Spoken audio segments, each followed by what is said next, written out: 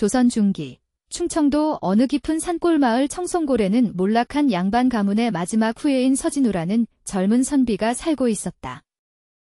비록 선비의 신분이었으나 그의 집안은 조부 시절의 영광을 뒤로 한 채 몰락하여 진우는 입에 풀칠하기 위해 매일같이 인근 산에 올라 나무를 해다 장터 근처의 작은 주막에 내다 팔며 겨우 생계를 유지했다. 그의 손은 연필 대신 도끼자루에 익숙해져 거칠었고 얼굴은 고된 노동과 가난으로 수척했으나 그늘진 눈빛 속에는 아직 꺼지지 않은 총명함이 깃들어 있었다. 진우는 20해를 훌쩍 넘겼지만 집안 형편 때문에 혼인은 꿈도 꾸지 못하는 처지였다. 고독과 가난 속에서 그의 청춘은 조용히 쓰러져 가는 듯 했다. 여느 때처럼 진우는 등에 진 나무지게를 주막 한편에 내려놓고 주막 주인인 연실에게 값을 치르러 다가갔다. 연실은 30 중반쯤 되어 보이는 과부로 억척스럽게 홀로 주막을 꾸려나가는 여인이었다. 그녀의 눈빛에는 삶의 고단함이 서려 있었지만 진우를 대하는 태도에는 늘 따스함이 묻어났다. 그날따라 주막 안은 유난히 시끌벅적했다. 낮부터 거나하게 취한 사내들이 목소리를 높여 떠들고 있었다. 들었는가? 마을 뒤 성황당 넘어 오래된 폐가 말일세. 얼마 전부터 밤마다 이상한 곡소리가 들리고 푸른 불빛이 어른거린다지 뭔가. 그 집이라면 수십 년 전 곡기로 소문난 오라라는 무당이 살던 곳 아닌가. 억울하게 죽었다는 소문이 파다했지? 더 기가 막힌 건 그 무당이 쓰던 부채가 아직 그 집에 남아있는데 누구든 그 부채를 가져오는 이에게는 큰 상금을 주겠다는 내기까지 걸렸다더군. 배포 큰 부자 영감이 장난삼아건 돈이라는데 자그마치 쌀 10섬은 좋게 살 수 있는 거금이라지. 에이, 술 취한 놈들 헛소리 마시오. 귀신이 무서워 누가 거길 간단 말이오. 하지만 그만한 돈이면. 진우는 자신도 모르게 그들의 대화에 귀를 기울였다. 쌀 10섬 값. 그에게는 평생 만져볼 수 없을지도 모르는 거금이었다. 가난으로 인해 하루 세 끼는커녕 끼니를 거르기 일수인 그에게 그 돈의 유혹은 뿌리치기 힘들었다. 정말 아무도 그 폐가에 가보지 못했단 말입니까? 사내들은 갑작스러운 진우의 질문에 잠시 그를 쳐다보더니 이내 비웃으며 대답했다. 귀신이 나온다는데 어느 미친놈이 가겠나? 자네, 양반 나리께서 설마 가보시려는 건 아니겠지? 진우는 잠시 망설였다. 폐가에 대한 두려움과 돈에 대한 갈망이 그의 마음속에서 격렬하게 충돌했다. 하지만 이내 그는 마음을 굳혔다. 이 지긋지긋한 가난에서 벗어날 수만 있다면 작은 기회라도 놓칠 수 없었다. 제가 가보겠습니다. 그 부채, 제가 가져오지요. 주막 안은 순간 물을 끼얹은 듯 조용해졌고 모든 시선이 진우에게 쏠렸다. 사람들은 놀라움과 걱정이 뒤섞인 눈으로 그를 바라보았다. 연실 또한 걱정스러운 눈빛으로 진우를 말리려 했지만 그의 단호한 표정을 보고는 이내 입을 다물었다.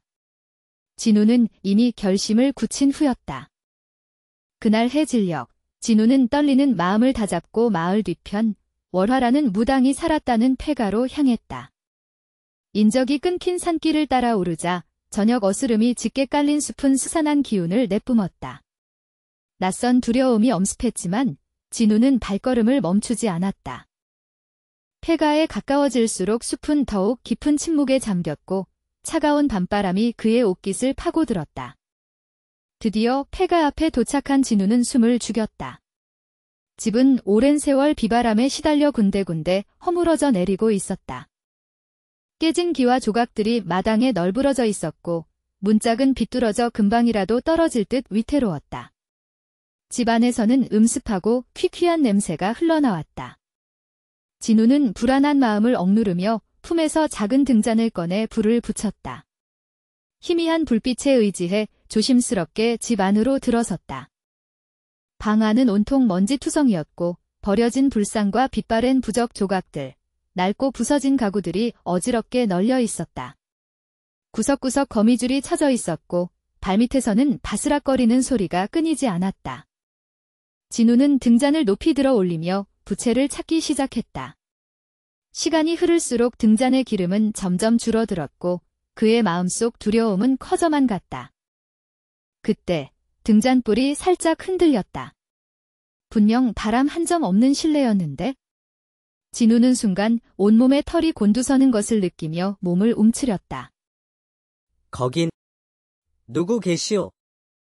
그러자 방 한구석의 어둠 속에서 희미한 형체가 서서히 모습을 드러냈다. 꿈결처럼 아련하면서도 고운 자태의 여인이었다. 30 남짓 되어 보이는 나이, 눈처럼 흰 소복 차림. 하지만 그 모습은 현실의 사람처럼 뚜렷하지 않고 마치 엷은 안개처럼 투명해 보이기까지 했다. 그녀의 깊은 눈동자에는 형언할 수 없는 슬픔이 가득 담겨 있었다. 리시오. 나는 이 집에 살던 사람입니다. 그대도 소문을 듣고 내 부채를 찾아왔나 보군요. 주인이란. 그럼 당신이 그 무당 월화라는 분이십니까? 그렇습니다. 내가 바로 월화입니다. 오래전 이 근처를 지나던 탐욕스러운 보부상들이 나의 재물을 탐내 겁탈하려 했지요. 필사적으로 도망치다 저 뒤편 절벽에서 발을 헛디뎌 그만 목숨을 잃고 말았습니다. 진우는 그 기구한 사연에 할 말을 잃었다. 눈앞의 존재가 귀신이라는 사실보다 그녀가 겪었을 고통과 원한에 대한 연민이 더 크게 밀려왔다. 어찌 그런 참혹한 일이. 그럼 지금 귀신이란 말씀이십니까? 그래요. 나는 억울한 죽음으로 인해 이승을 떠나지 못하고 이곳에 머물러 있었습니다. 부디 저의 흩어진 유골을 찾아 양지 바른 곳에 묻어주십시오. 제 한을 풀어주신다면 그대가 찾는 부채가 있는 곳을 알려드리겠습니다. 진우는 잠시 망설였다.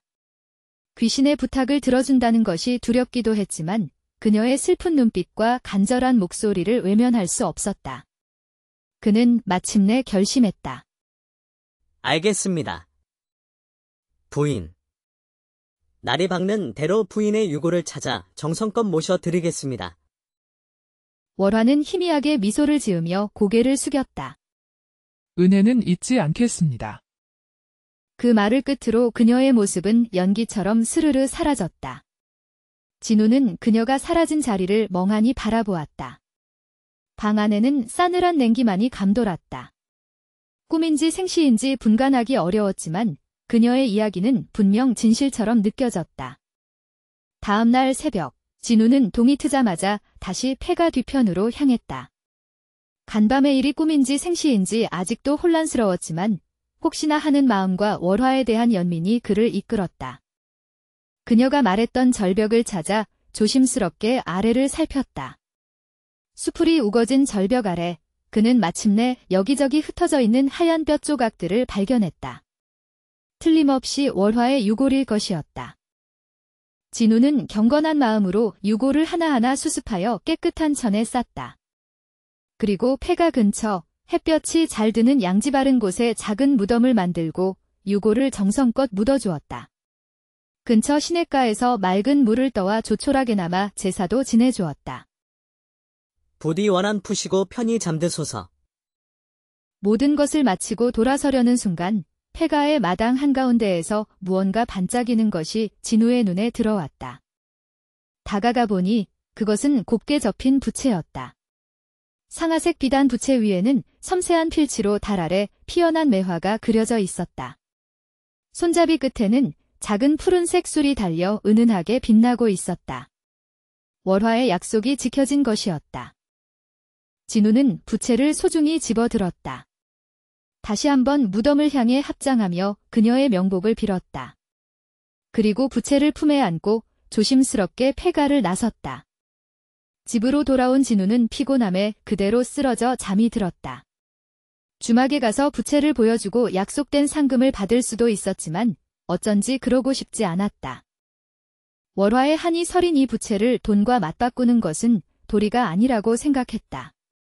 부채는 이제 그에게 단순한 물건 이상의 의미를 지니게 된 듯했다. 얼마나 잤을까? 한밤중 문틈으로 스며드는 싸늘한 바람과 온몸을 애는 듯한 한기에 진우는 잠에서 깨어났다. 방 안은 여전히 어둠에 잠겨 있었고 그는 자신이 꿈을 꾸고 있는지 현실인지 분간하기 어려웠다. 그때 그의 머리맡에 월화의 모습이 다시 나타났다. 폐가에서 보았을 때보다 더욱 선명하고 뚜렷한 모습이었다. 어찌하여 약속된 상금을 받지 않으셨나요? 그 부채는 부인의 한이 서린 물건인데 어찌 제가 감히 돈과 바꿀 수 있겠습니까? 부인께 소중한 물건일 터인데 차마 그럴 수 없었습니다. 그대는 참으로 마음이 곧고 따뜻한 분이시군요. 저를 위해 그리해 주시니 참으로 고맙습니다. 이제 그대 덕분에 저의 오랜 한이 풀려 저승으로 갈 수 있게 되었습니다. 떠나기 전에 그대의 소원을 하나 들어주고 싶습니다. 무엇을 원하시나요? 진우는 잠시 망설였다. 하지만 이내 자신의 가장 깊은 곳에 있는 한을 솔직하게 털어놓았다. 저는 너무 가난하여 평생 혼인도 못하고 외롭게 늙어 죽을 팔자인가 봅니다. 사내로 태어나 여인의 따스한 정 한번 느껴보지 못하고 일이생을 마감하게 될까. 그것이 한스러울 뿐입니다. 그렇군요. 그대의 마음을 이해합니다. 저를 도와주셨으니 저 또한 그대의 간절한 소원을 외면할 수 없지요. 이것은 꿈과 같을 터이니 두려워하지 마세요. 제가 그대의 소원을 이루어 드리겠습니다. 월화의 목소리는 속삭임처럼 달콤했고 그녀의 손길은 비현실적이면서도 놀랍도록 따뜻했다. 진우는 그녀의 아름다움과 신비로운 분위기에 압도당했다. 그녀가 다가와 그의 몸을 부드럽게 감싸 안았을 때 진우는 생전 처음 느껴보는 강렬한 감각에 휩싸였다. 그녀의 손길이 닿는 곳마다 그의 몸은 뜨겁게 달아올랐고 오랫동안 억눌려왔던 외로움과 갈망이 일순간에 녹아내리는 듯했다. 그녀는 꿈결 같은 속삭임으로 진우를 이끌었고 그는 모든 것을 잊은 채 황홀한 밤을 보냈다. 아침 햇살이 창호지를 통해 스며들 때 진우는 천천히 눈을 떴다. 간밤의 일이 너무나 생생하여 현실과 꿈의 경계가 모호하게 느껴졌다. 그는 몸을 일으키다 문득 자신의 몸에 일어난 이상한 변화를 감지했다. 먼저 그가 고이 간직하려 했던 월화의 부채가 감쪽같이 사라진 것을 발견했다.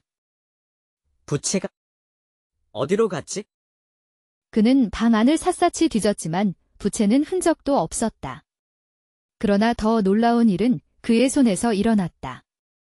자신의 손바닥을 내려다보던 진우는 순간적으로 손에서 푸르스름한 기운이 아지랑이처럼 피어올랐다가 사라지는 것을 목격했다.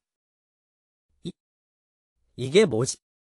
그는 믿을 수 없다는 듯 자신의 손을 몇 번이고 폈다 접었다 해보았다. 그것은 마치 월화의 신비한 기운, 그녀가 지녔던 신기가 그의 손으로 옮겨온 것처럼 느껴졌다.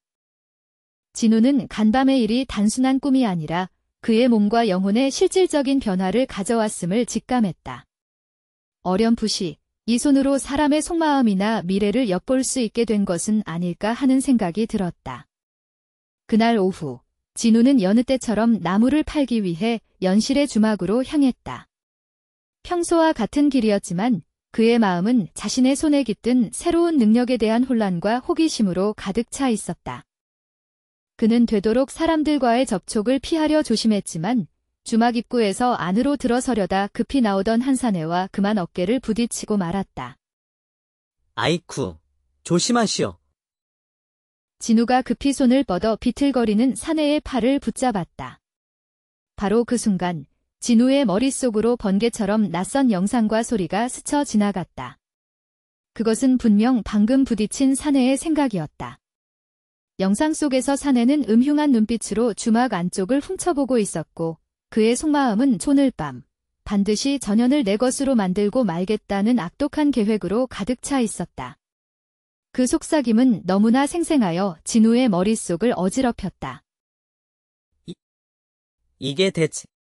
진우가 놀라 사내에게서 손을 떼자 모든 영상과 소리는 순식간에 사라졌다. 그는 자신의 능력이 월화와의 만남으로 인해 생긴 신기임을 확신하게 되었다. 잠시 그 자리에 얼어붙은 듯 서 있던 진우는 이내 정신을 차리고 황급히 주막 안으로 들어갔다.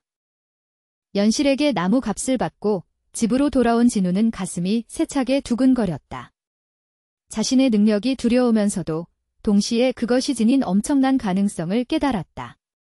그는 애써 마음을 진정시키고 아까 보았던 사내의 속마음을 떠올렸다. 그 자가 오늘 밤 연실 누님을 노리고 있다니. 진우는 연실의 고단하지만 선한 얼굴을 떠올렸다. 늘 자신에게 따뜻하게 대해주었던 그녀가 위험에 처한 것을 외면할 수 없었다.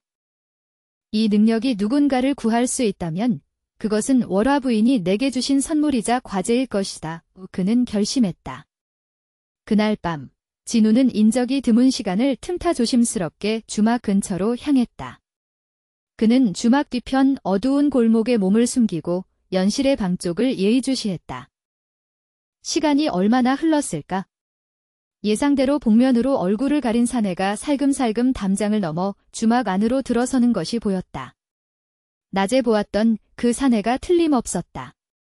그의 손에는 사람을 묶을 때 쓰는 듯한 긴 천 조각이 들려 있었다. 이대로 두면 큰일이 나겠군. 진우는 마른 침을 삼켰다. 그는 조용히 숨을 죽이고 담벼락을 넘어 사내의 뒤를 밟았다. 사내가 연실의 방문 앞에 이르러 문고리를 잡으려는 순간 진우는 바람처럼 달려들어 그의 등 뒤에서 덮쳤다. 컥. 뭐야, 이놈. 놓지 못할까?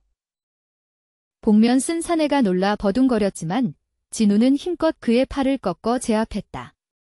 미리 준비해간 질긴 끈으로 사내의 손목과 발목을 단단히 묶었다. 사내는 욕설을 내뱉으며 저항했지만 나무꾼 일로 단련된 진우의 힘 앞에 속수무책이었다. 소란에 잠이 깬 연실이 놀라 방문을 열고 나왔다가 묶여있는 사내와 진우를 보고 상황을 파악했다. 그녀의 얼굴은 공포로 하얗게 질려 있었다. 진우 총각. 이게 어찌 된 일이오?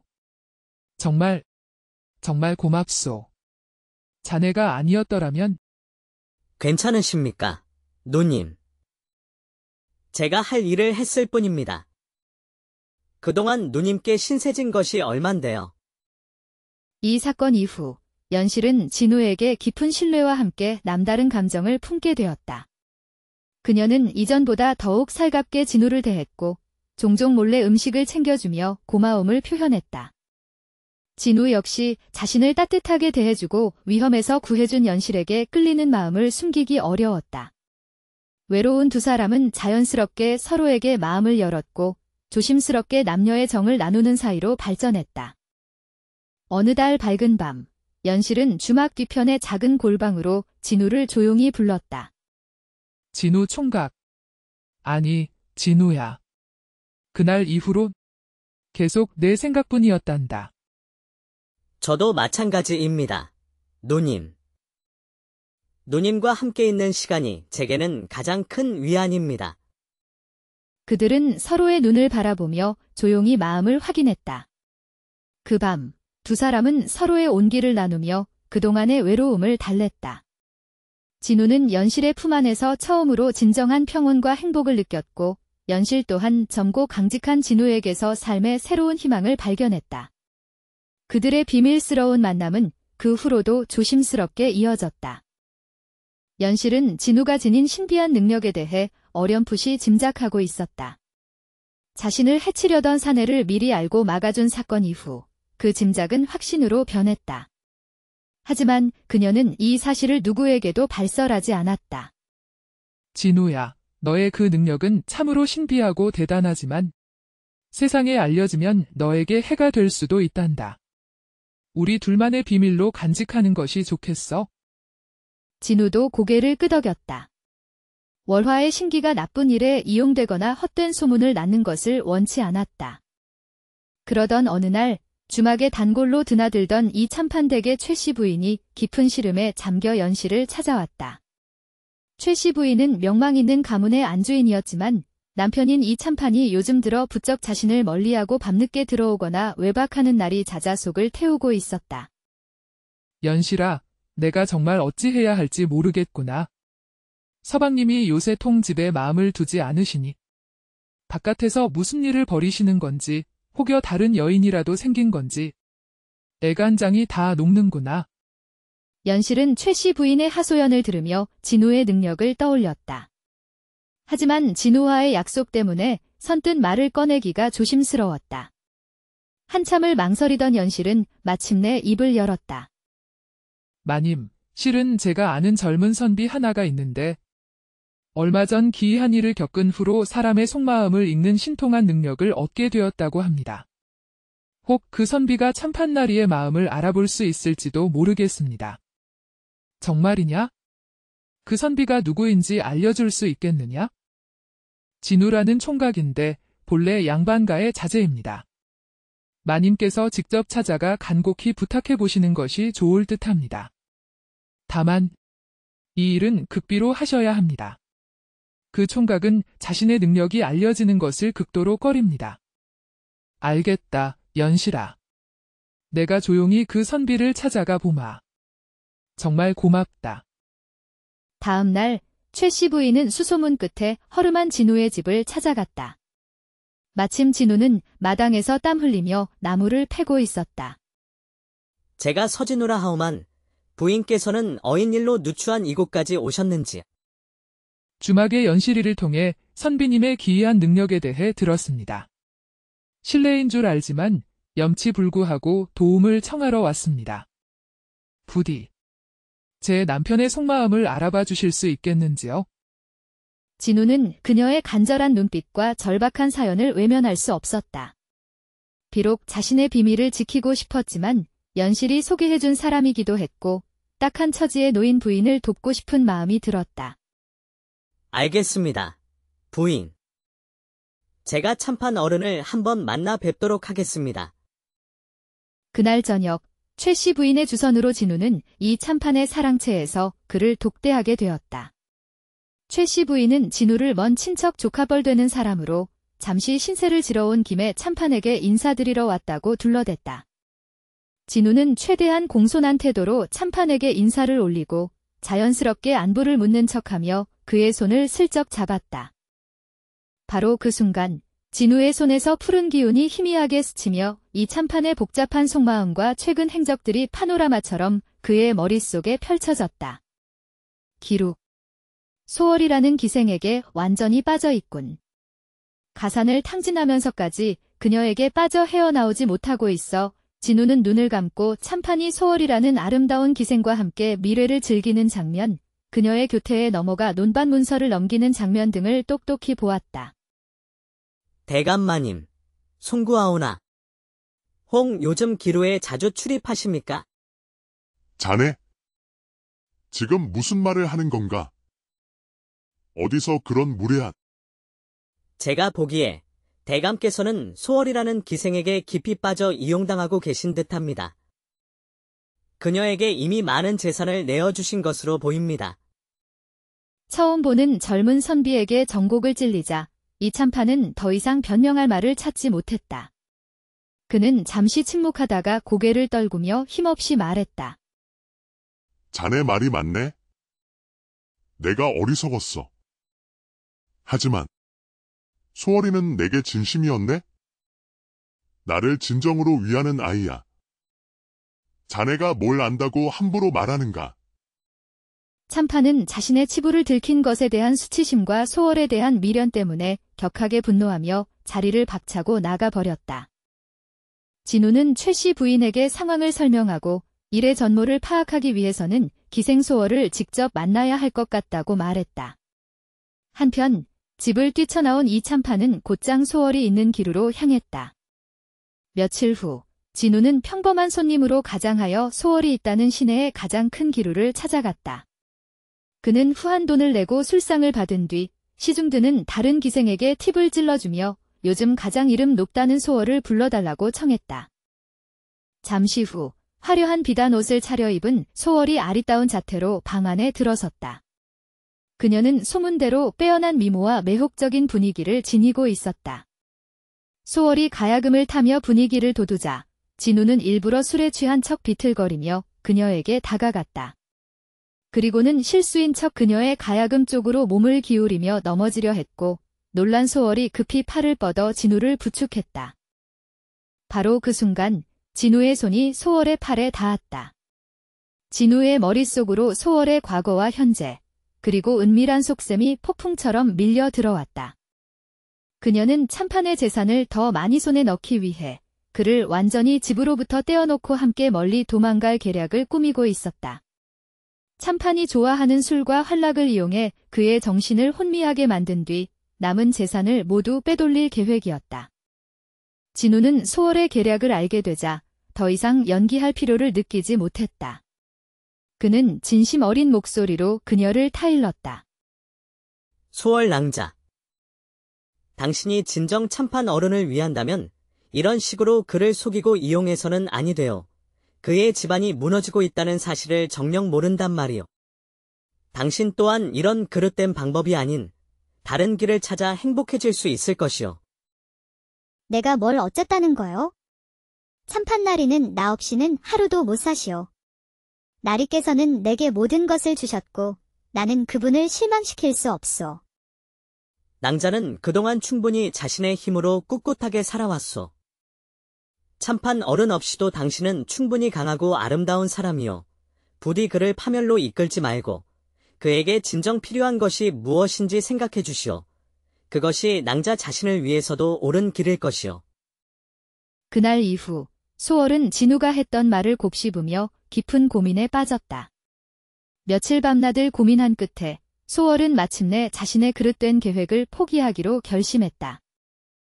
그녀는 그동안 자신이 모아둔 약간의 돈을 챙겨 모든 것을 뒤로하고 고향으로 돌아가 새로운 삶을 시작하기로 마음먹었다. 마지막으로 참판을 만난 소월은 눈물을 머금고 말했다. 나리, 그동안 참으로 감사했습니다. 하지만 저희의 인연은 여기까지인 듯합니다. 부디 대구로 돌아가셔서 부인과 함께 여생을 편안히 보내십시오. 저도 이제 저의 길을 찾아 떠나겠습니다. 이 참판은 갑작스러운 소월의 이별 통보에 충격을 받았지만 며칠 전 진우가 했던 말과 그동안의 자신의 어리석음을 떠올리며 그녀의 결정을 받아들였다. 소월아, 소월은 그렇게 참판을 떠나 홀가분한 마음으로 고향을 향해 길을 나섰다. 이 참판 또한 자신의 잘못을 깊이 뉘우치고 집으로 돌아가 최 씨 부인에게 용서를 구하고 화해했다. 이후 그는 집안일에 충실하며 예전의 위엄을 되찾아갔다. 이 모든 일은 진우의 신비한 능력을 통해 조용히 해결되었지만 그 비밀은 오직 진우와 연실, 그리고 최 씨 부인만이 아는 사실로 남았다. 최 씨 부인은 진우에게 큰 은혜를 입었다며 후한 보답을 하려 했지만 진우는 이를 정중히 사양했다. 진우는 자신의 능력이 때로는 두렵고 버겁게 느껴졌지만 그것을 올바르게 사용하여 어려움에 처한 사람들을 도울 수 있다는 사실에 새로운 삶의 의미를 발견했다. 그는 여전히 가난한 나무꾼 선비였지만 이제 그의 마음속에는 세상을 향한 따뜻한 연민과 조용하지만 강한 의지가 자리 잡고 있었다. 그는 앞으로도 자신의 능력을 좋은 일에 사용하며 월화의 영혼이 그에게 남긴 마지막 선물의 의미를 되새기며 살아가기로 다짐했다. 조선 중기 충청도 어느 깊은 산골 마을 청송골에는 몰락한 양반 가문의 마지막 후예인 서진우라는 젊은 선비가 살고 있었다. 비록 선비의 신분이었으나 그의 집안은 조부 시절의 영광을 뒤로한 채 몰락하여 진우는 입에 풀칠하기 위해 매일같이 인근 산에 올라 나무를 해다 장터 근처의 작은 주막에 내다 팔며 겨우 생계를 유지했다. 그의 손은 연필 대신 도끼자루에 익숙해져 거칠었고 얼굴은 고된 노동과 가난으로 수척했으나 그늘진 눈빛 속에는 아직 꺼지지 않은 총명함이 깃들어 있었다. 진우는 20해를 훌쩍 넘겼지만 집안 형편 때문에 혼인은 꿈도 꾸지 못하는 처지였다. 고독과 가난 속에서 그의 청춘은 조용히 쓰러져 가는 듯했다. 여느 때처럼 진우는 등에 진 나무지게를 주막 한편에 내려놓고 주막 주인인 연실에게 값을 치르러 다가갔다. 연실은 30 중반쯤 되어 보이는 과부로 억척스럽게 홀로 주막을 꾸려나가는 여인이었다. 그녀의 눈빛에는 삶의 고단함이 서려 있었지만 진우를 대하는 태도에는 늘 따스함이 묻어났다. 그날따라 주막 안은 유난히 시끌벅적했다. 낮부터 거나하게 취한 사내들이 목소리를 높여 떠들고 있었다. 들었는가? 마을 뒤 성황당 넘어 오래된 폐가 말일세. 얼마 전부터 밤마다 이상한 곡소리가 들리고 푸른 불빛이 어른거린다지 뭔가. 그 집이라면 수십 년 전 곡기로 소문난 오라라는 무당이 살던 곳 아닌가. 억울하게 죽었다는 소문이 파다했지? 더 기가 막힌 건 그 무당이 쓰던 부채가 아직 그 집에 남아있는데 누구든 그 부채를 가져오는 이에게는 큰 상금을 주겠다는 내기까지 걸렸다더군. 배포 큰 부자 영감이 장난삼아건 돈이라는데 자그마치 쌀 10섬은 좋게 살 수 있는 거금이라지. 에이, 술 취한 놈들 헛소리 마시오. 귀신이 무서워 누가 거길 간단 말이오. 하지만 그만한 돈이면. 진우는 자신도 모르게 그들의 대화에 귀를 기울였다. 쌀 10섬 값. 그에게는 평생 만져볼 수 없을지도 모르는 거금이었다. 가난으로 인해 하루 세 끼는커녕 끼니를 거르기 일수인 그에게 그 돈의 유혹은 뿌리치기 힘들었다. 정말 아무도 그 폐가에 가보지 못했단 말입니까? 사내들은 갑작스러운 진우의 질문에 잠시 그를 쳐다보더니 이내 비웃으며 대답했다. 귀신이 나온다는데 어느 미친놈이 가겠나? 자네, 양반 나리께서 설마 가보시려는 건 아니겠지? 진우는 잠시 망설였다. 폐가에 대한 두려움과 돈에 대한 갈망이 그의 마음속에서 격렬하게 충돌했다. 하지만 이내 그는 마음을 굳혔다. 이 지긋지긋한 가난에서 벗어날 수만 있다면 작은 기회라도 놓칠 수 없었다. 제가 가보겠습니다. 그 부채, 제가 가져오지요. 주막 안은 순간 물을 끼얹은 듯 조용해졌고 모든 시선이 진우에게 쏠렸다. 사람들은 놀라움과 걱정이 뒤섞인 눈으로 그를 바라보았다. 연실 또한 걱정스러운 눈빛으로 진우를 말리려 했지만 그의 단호한 표정을 보고는 이내 입을 다물었다. 진우는 이미 결심을 굳힌 후였다. 그날 해질녘 진우는 떨리는 마음을 다잡고 마을 뒤편 월화라는 무당이 살았다는 폐가로 향했다. 인적이 끊긴 산길을 따라 오르자 저녁 어스름이 짙게 깔린 숲은 스산한 기운을 내뿜었다. 낯선 두려움이 엄습했지만 진우는 발걸음을 멈추지 않았다. 폐가에 가까워질수록 숲은 더욱 깊은 침묵에 잠겼고 차가운 밤바람이 그의 옷깃을 파고들었다. 드디어 폐가 앞에 도착한 진우는 숨을 죽였다. 집은 오랜 세월 비바람에 시달려 군데군데 허물어져 내리고 있었다. 깨진 기와 조각들이 마당에 널브러져 있었고 문짝은 비뚤어져 금방이라도 떨어질 듯 위태로웠다. 집 안에서는 음습하고 퀴퀴한 냄새가 흘러나왔다. 진우는 불안한 마음을 억누르며 품에서 작은 등잔을 꺼내 불을 붙였다. 희미한 불빛에 의지해 조심스럽게 집 안으로 들어섰다.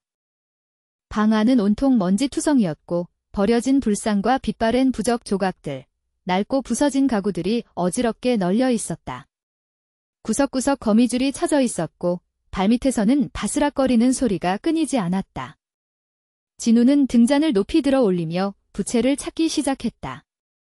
시간이 흐를수록 등잔의 기름은 점점 줄어들었고 그의 마음속 두려움은 커져만 갔다. 그때 등잔불이 살짝 흔들렸다. 분명 바람 한 점 없는 실내였는데 진우는 순간 온몸에 털이 곤두서는 것을 느끼며 몸을 움츠렸다. 거긴 누구 계시오? 그러자 방 한구석의 어둠 속에서 희미한 형체가 서서히 모습을 드러냈다. 꿈결처럼 아련하면서도 고운 자태의 여인이었다. 30 남짓 되어 보이는 나이, 눈처럼 흰 소복 차림. 하지만 그 모습은 현실의 사람처럼 뚜렷하지 않고 마치 엷은 안개처럼 투명해 보이기까지 했다. 그녀의 깊은 눈동자에는 형언할 수 없는 슬픔이 가득 담겨 있었다. 니시오. 나는 이 집에 살던 사람입니다. 그대도 소문을 듣고 내 부채를 찾아왔나 보군요. 주인이란. 그럼 당신이 그 무당 월화라는 분이십니까? 그렇습니다. 내가 바로 월화입니다. 오래전 이 근처를 지나던 탐욕스러운 보부상들이 나의 재물을 탐내 겁탈하려 했지요.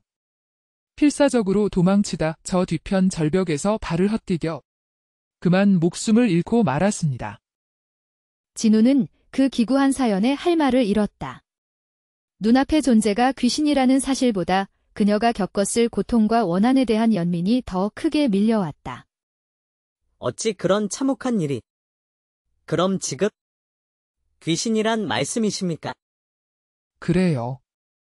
나는 억울한 죽음으로 인해 이승을 떠나지 못하고 이곳에 머물러 있었습니다. 부디 저의 흩어진 유골을 찾아 양지 바른 곳에 묻어주십시오.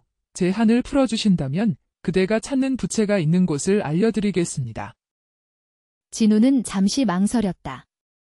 귀신의 부탁을 들어준다는 것이 두렵기도 했지만 그녀의 슬픈 눈빛과 간절한 목소리를 외면할 수 없었다. 그는 마침내 결심했다. 알겠습니다. 부인. 날이 밝는 대로 부인의 유골을 찾아 정성껏 모셔드리겠습니다. 월화는 희미하게 미소를 지으며 고개를 숙였다. 은혜는 잊지 않겠습니다. 그 말을 끝으로 그녀의 모습은 연기처럼 스르르 사라졌다. 진우는 그녀가 사라진 자리를 멍하니 바라보았다. 방 안에는 싸늘한 냉기만이 감돌았다. 꿈인지 생시인지 분간하기 어려웠지만 그녀의 이야기는 분명 진실처럼 느껴졌다. 다음 날 새벽, 진우는 동이 트자마자 다시 폐가 뒤편으로 향했다. 간밤의 일이 꿈인지 생시인지 아직도 혼란스러웠지만 혹시나 하는 마음과 월화에 대한 연민이 그를 이끌었다. 그녀가 말했던 절벽을 찾아 조심스럽게 아래를 살폈다. 수풀이 우거진 절벽 아래 그는 마침내 여기저기 흩어져 있는 하얀 뼈 조각들을 발견했다. 틀림없이 월화의 유골일 것이었다. 진우는 경건한 마음으로 유골을 하나하나 수습하여 깨끗한 천에 쌌다. 그리고 폐가 근처 햇볕이 잘 드는 양지 바른 곳에 작은 무덤을 만들고 유골을 정성껏 묻어주었다. 근처 시냇가에서 맑은 물을 떠와 조촐하게나마 제사도 지내주었다. 부디 원한 푸시고 편히 잠드소서. 모든 것을 마치고 돌아서려는 순간 폐가의 마당 한가운데에서 무언가 반짝이는 것이 진우의 눈에 들어왔다. 다가가 보니 그것은 곱게 접힌 부채였다. 상아색 비단 부채 위에는 섬세한 필치로 달 아래 피어난 매화가 그려져 있었다. 손잡이 끝에는 작은 푸른색 술이 달려 은은하게 빛나고 있었다.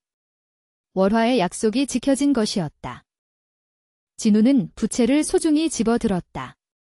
다시 한번 무덤을 향해 합장하며 그녀의 명복을 빌었다. 그리고 부채를 품에 안고 조심스럽게 폐가를 나섰다. 집으로 돌아온 진우는 피곤함에 그대로 쓰러져 잠이 들었다. 주막에 가서 부채를 보여주고 약속된 상금을 받을 수도 있었지만 어쩐지 그러고 싶지 않았다. 월화의 한이 서린 이 부채를 돈과 맞바꾸는 것은 도리가 아니라고 생각했다. 부채는 이제 그에게 단순한 물건 이상의 의미를 지니게 된 듯했다. 얼마나 잤을까?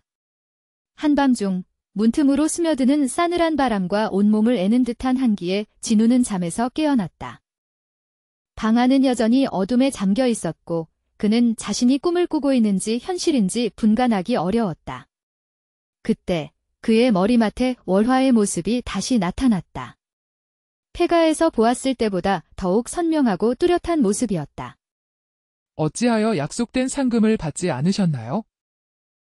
그 부채는 부인의 한이 서린 물건인데 어찌 제가 감히 돈과 바꿀 수 있겠습니까? 부인께 소중한 물건일 터인데 차마 그럴 수 없었습니다. 그대는 참으로 마음이 곧고 따뜻한 분이시군요. 저를 위해 그리해 주시니 참으로 고맙습니다. 이제 그대 덕분에 저의 오랜 한이 풀려 저승으로 갈 수 있게 되었습니다. 떠나기 전에 그대의 소원을 하나 들어주고 싶습니다. 무엇을 원하시나요? 진우는 잠시 망설였다. 하지만 이내 자신의 가장 깊은 곳에 있는 한을 솔직하게 털어놓았다. 저는 너무 가난하여 평생 혼인도 못하고 외롭게 늙어 죽을 팔자인가 봅니다. 사내로 태어나 여인의 따스한 정 한번 느껴보지 못하고 이리 생을 마감하게 될까. 그것이 한스러울 뿐입니다. 그렇군요. 그대의 마음을 이해합니다. 저를 도와주셨으니 저 또한 그대의 간절한 소원을 외면할 수 없지요. 이것은 꿈과 같을 터이니 두려워하지 마세요. 제가 그대의 소원을 이루어 드리겠습니다.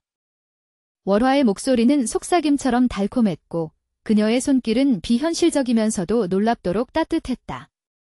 진우는 그녀의 아름다움과 신비로운 분위기에 압도당했다.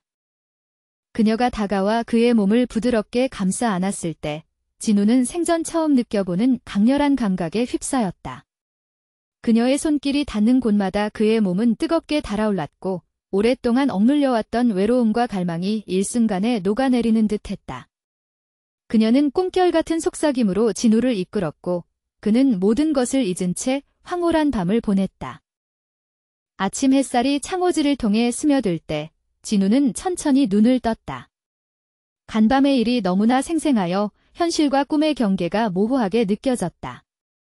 그는 몸을 일으키다 문득 자신의 몸에 일어난 이상한 변화를 감지했다. 먼저 그가 고이 간직하려 했던 월화의 부채가 감쪽같이 사라진 것을 발견했다. 부채가 어디로 갔지? 그는 방 안을 샅샅이 뒤졌지만 부채는 흔적도 없었다. 그러나 더 놀라운 일은 그의 손에서 일어났다. 자신의 손바닥을 내려다보던 진우는 순간적으로 손에서 푸르스름한 기운이 아지랑이처럼 피어올랐다가 사라지는 것을 목격했다. 이게 뭐지? 그는 믿을 수 없다는 듯 자신의 손을 몇 번이고 폈다 접었다 해보았다. 그것은 마치 월화의 신비한 기운, 그녀가 지녔던 신기가 그의 손으로 옮겨온 것처럼 느껴졌다. 진우는 간밤의 일이 단순한 꿈이 아니라 그의 몸과 영혼에 실질적인 변화를 가져왔음을 직감했다. 어렴풋이 이 손으로 사람의 속마음이나 미래를 엿볼 수 있게 된 것은 아닐까 하는 생각이 들었다. 그날 오후, 진우는 여느 때처럼 나무를 팔기 위해 연실의 주막으로 향했다. 평소와 같은 길이었지만 그의 마음은 자신의 손에 깃든 새로운 능력에 대한 혼란과 호기심으로 가득 차 있었다. 그는 되도록 사람들과의 접촉을 피하려 조심했지만 주막 입구에서 안으로 들어서려다 급히 나오던 한 사내와 그만 어깨를 부딪히고 말았다. 아이쿠, 조심하시오. 진우가 급히 손을 뻗어 비틀거리는 사내의 팔을 붙잡았다. 바로 그 순간 진우의 머릿속으로 번개처럼 낯선 영상과 소리가 스쳐 지나갔다. 그것은 분명 방금 부딪힌 사내의 생각이었다. 영상 속에서 사내는 음흉한 눈빛으로 주막 안쪽을 훔쳐보고 있었고 그의 속마음은 오늘 밤 반드시 전현을 내 것으로 만들고 말겠다는 악독한 계획으로 가득 차 있었다. 그 속삭임은 너무나 생생하여 진우의 머릿속을 어지럽혔다. 이게 대체... 진우가 놀라 사내에게서 손을 떼자 모든 영상과 소리는 순식간에 사라졌다. 그는 자신의 능력이 월화와의 만남으로 인해 생긴 신기임을 확신하게 되었다. 잠시 그 자리에 얼어붙은 듯 서 있던 진우는 이내 정신을 차리고 황급히 주막 안으로 들어갔다. 연실에게 나무 값을 받고 집으로 돌아온 진우는 가슴이 세차게 두근거렸다. 자신의 능력이 두려우면서도 동시에 그것이 지닌 엄청난 가능성을 깨달았다. 그는 애써 마음을 진정시키고 아까 보았던 사내의 속마음을 떠올렸다. 그 자가 오늘 밤 연실 누님을 노리고 있다니. 진우는 연실의 고단하지만 선한 얼굴을 떠올렸다. 늘 자신에게 따뜻하게 대해주었던 그녀가 위험에 처한 것을 외면할 수 없었다. 이 능력이 누군가를 구할 수 있다면 그것은 월화 부인이 내게 주신 선물이자 과제일 것이다. 그는 결심했다. 그날 밤 진우는 인적이 드문 시간을 틈타 조심스럽게 주막 근처로 향했다. 그는 주막 뒤편 어두운 골목에 몸을 숨기고 연실의 방 쪽을 예의주시했다. 시간이 얼마나 흘렀을까? 예상대로 복면으로 얼굴을 가린 사내가 살금살금 담장을 넘어 주막 안으로 들어서는 것이 보였다. 낮에 보았던 그 사내가 틀림없었다. 그의 손에는 사람을 묶을 때 쓰는 듯한 긴 천 조각이 들려 있었다. 이대로 두면 큰일이 나겠군. 진우는 마른 침을 삼켰다. 그는 조용히 숨을 죽이고 담벼락을 넘어 사내의 뒤를 밟았다. 사내가 연실의 방문 앞에 이르러 문고리를 잡으려는 순간 진우는 바람처럼 달려들어 그의 등 뒤에서 덮쳤다.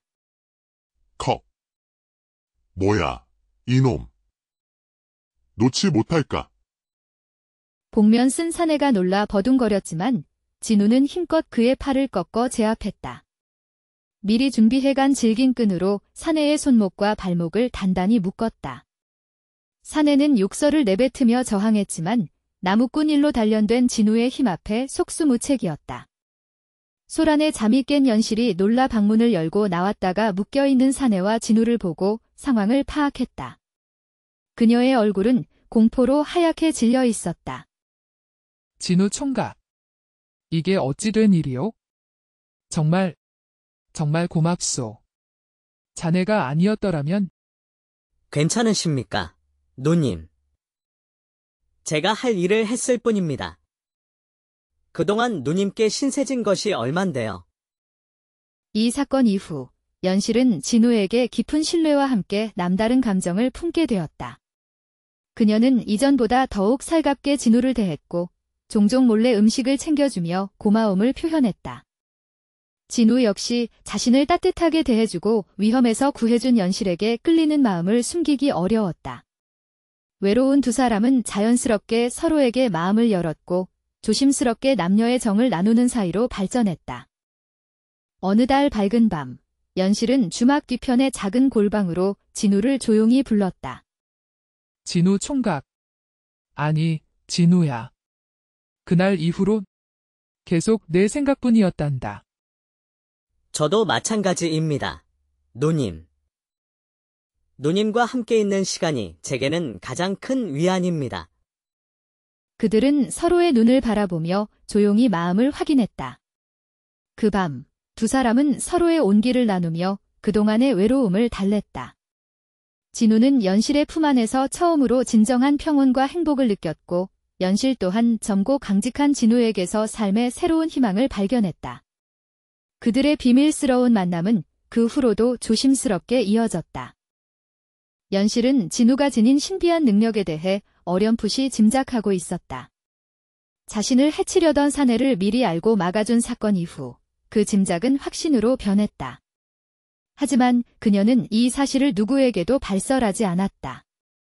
진우야, 너의 그 능력은 참으로 신비하고 대단하지만 세상에 알려지면 너에게 해가 될 수도 있단다. 우리 둘만의 비밀로 간직하는 것이 좋겠어? 진우도 고개를 끄덕였다. 월화의 신기가 나쁜 일에 이용되거나 헛된 소문을 낳는 것을 원치 않았다. 그러던 어느 날 주막에 단골로 드나들던 이 참판댁의 최씨 부인이 깊은 시름에 잠겨 연실을 찾아왔다. 최씨 부인은 명망 있는 가문의 안주인이었지만 남편인 이 참판이 요즘 들어 부쩍 자신을 멀리하고 밤늦게 들어오거나 외박하는 날이 잦아 속을 태우고 있었다. 연실아, 내가 정말 어찌해야 할지 모르겠구나. 서방님이 요새 통집에 마음을 두지 않으시니 바깥에서 무슨 일을 벌이시는 건지 혹여 다른 여인이라도 생긴 건지 애간장이 다 녹는구나. 연실은 최씨 부인의 하소연을 들으며 진우의 능력을 떠올렸다. 하지만 진우와의 약속 때문에 선뜻 말을 꺼내기가 조심스러웠다. 한참을 망설이던 연실은 마침내 입을 열었다. 마님, 실은 제가 아는 젊은 선비 하나가 있는데 얼마 전 기이한 일을 겪은 후로 사람의 속마음을 읽는 신통한 능력을 얻게 되었다고 합니다. 혹 그 선비가 참판나리의 마음을 알아볼 수 있을지도 모르겠습니다. 정말이냐? 그 선비가 누구인지 알려줄 수 있겠느냐? 진우라는 총각인데 본래 양반가의 자제입니다.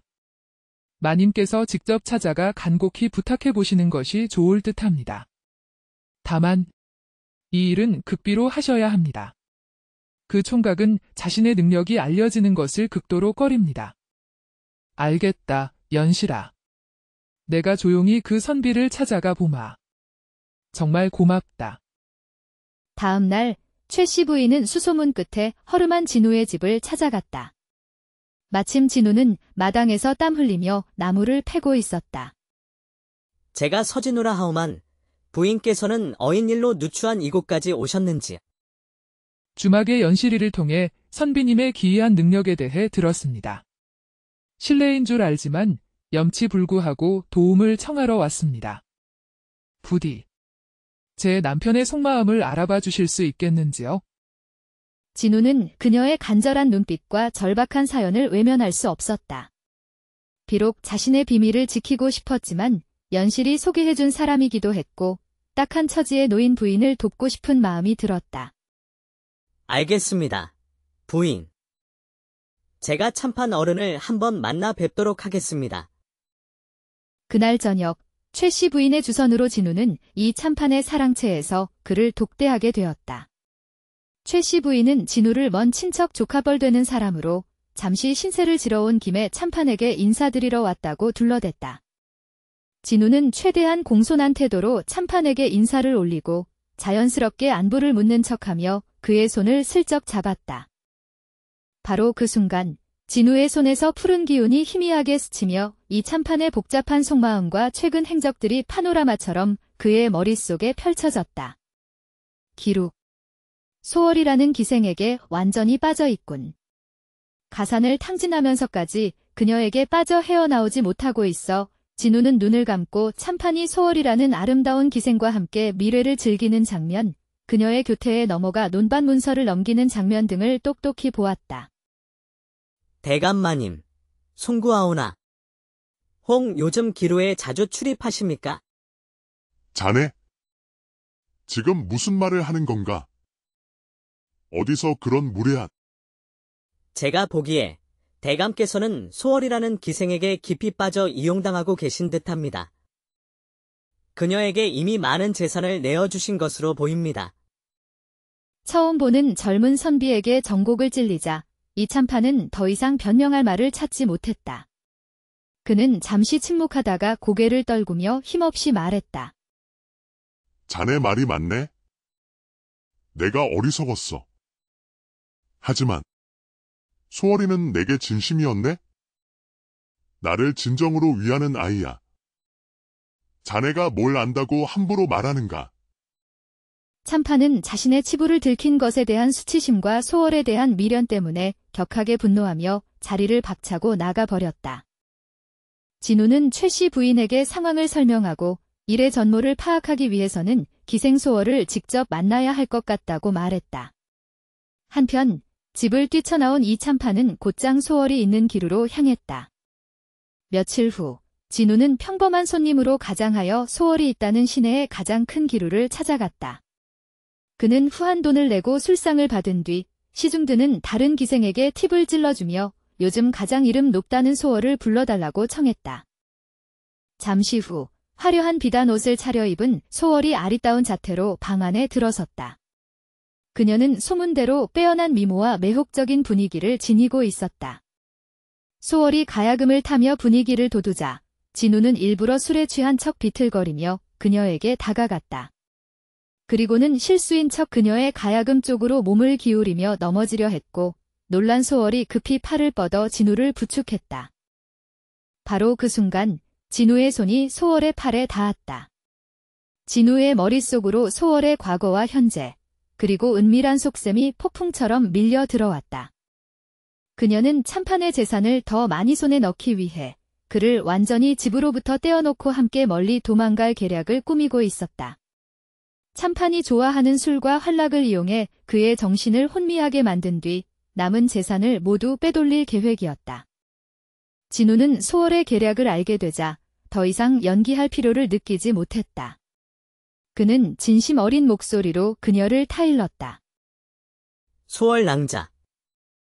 당신이 진정 참판 어른을 위한다면 이런 식으로 그를 속이고 이용해서는 아니 돼요. 그의 집안이 무너지고 있다는 사실을 정녕 모른단 말이요. 당신 또한 이런 그릇된 방법이 아닌 다른 길을 찾아 행복해질 수 있을 것이요. 내가 뭘 어쨌다는 거요? 참판나리는 나 없이는 하루도 못 사시오. 나리께서는 내게 모든 것을 주셨고 나는 그분을 실망시킬 수 없소. 낭자는 그동안 충분히 자신의 힘으로 꿋꿋하게 살아왔소. 참판 어른 없이도 당신은 충분히 강하고 아름다운 사람이요. 부디 그를 파멸로 이끌지 말고 그에게 진정 필요한 것이 무엇인지 생각해 주시오. 그것이 낭자 자신을 위해서도 옳은 길일 것이요. 그날 이후 소월은 진우가 했던 말을 곱씹으며 깊은 고민에 빠졌다.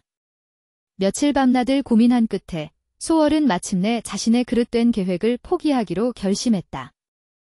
그녀는 그동안 자신이 모아둔 약간의 돈을 챙겨 모든 것을 뒤로하고 고향으로 돌아가 새로운 삶을 시작하기로 마음먹었다. 마지막으로 참판을 만난 소월은 눈물을 머금고 말했다. 나리, 그동안 참으로 감사했습니다. 하지만 저희의 인연은 여기까지인 듯합니다. 부디 대구로 돌아가셔서 부인과 함께 여생을 편안히 보내십시오. 저도 이제 저의 길을 찾아 떠나겠습니다.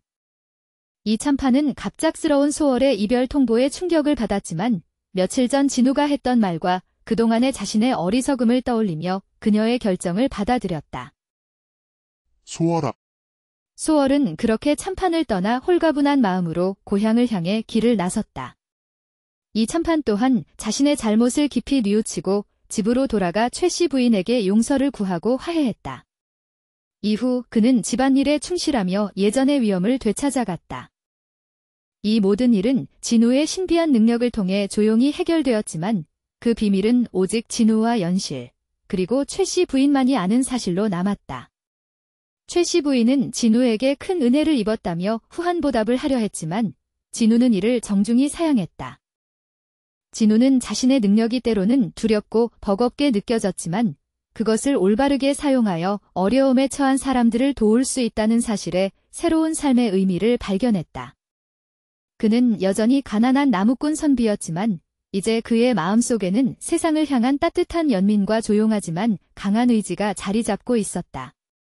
그는 앞으로도 자신의 능력을 좋은 일에 사용하며 월화의 영혼이 그에게 남긴 마지막 선물의 의미를 되새기며 살아가기로 다짐했다.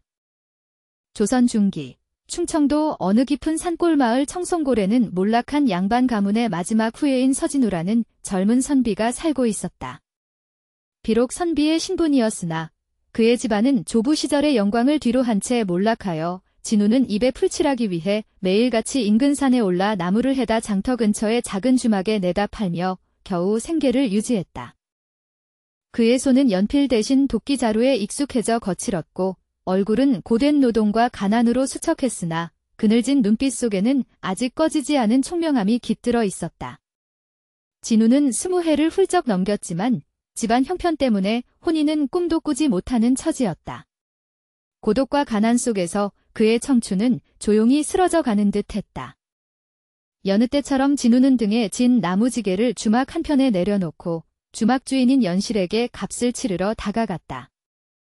연실은 30 중반쯤 되어 보이는 과부로 억척스럽게 홀로 주막을 꾸려나가는 여인이었다. 그녀의 눈빛에는 삶의 고단함이 서려 있었지만 진우를 대하는 태도에는 늘 따스함이 묻어났다. 그날따라 주막 안은 유난히 시끌벅적했다. 낮부터 거나하게 취한 사내들이 목소리를 높여 떠들고 있었다. 들었는가? 마을 뒤 성황당 넘어 오래된 폐가 말일세. 얼마 전부터 밤마다 이상한 곡소리가 들리고 푸른 불빛이 어른거린다지 뭔가. 그 집이라면 수십 년 전 곡기로 소문난 오라라는 무당이 살던 곳 아닌가. 억울하게 죽었다는 소문이 파다했지? 더 기가 막힌 건 그 무당이 쓰던 부채가 아직 그 집에 남아있는데 누구든 그 부채를 가져오는 이에게는 큰 상금을 주겠다는 내기까지 걸렸다더군. 배포 큰 부자 영감이 장난삼아건 돈이라는데 자그마치 쌀 10섬은 좋게 살 수 있는 거금이라지. 에이, 술 취한 놈들 헛소리 마시오. 귀신이 무서워 누가 거길 간단 말이오. 하지만 그만한 돈이면. 진우는 자신도 모르게 그들의 대화에 귀를 기울였다. 쌀 10섬 값. 그에게는 평생 만져볼 수 없을지도 모르는 거금이었다. 가난으로 인해 하루 세 끼는커녕 끼니를 거르기 일수인 그에게 그 돈의 유혹은 뿌리치기 힘들었다. 정말 아무도 그 폐가에 가보지 못했단 말입니까? 사내들은 갑작스러운 진우의 질문에 잠시 그를 쳐다보더니 이내 비웃으며 대답했다. 귀신이 나온다는데 어느 미친놈이 가겠나?